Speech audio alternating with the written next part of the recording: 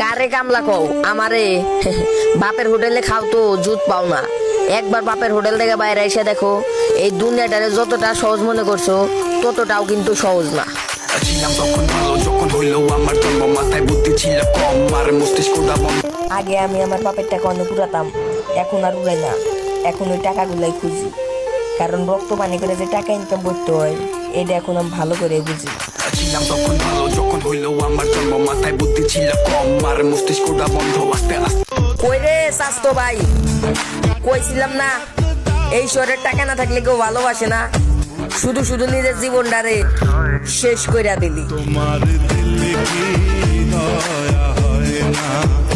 স্বপ্ন আমার আকাশ ছোঁয়া, কেমনে যে তা ছুই, মন বলে কাঁদিস না রে, গরিবের সন্তান তুই। তুই যদি চিনতি আমার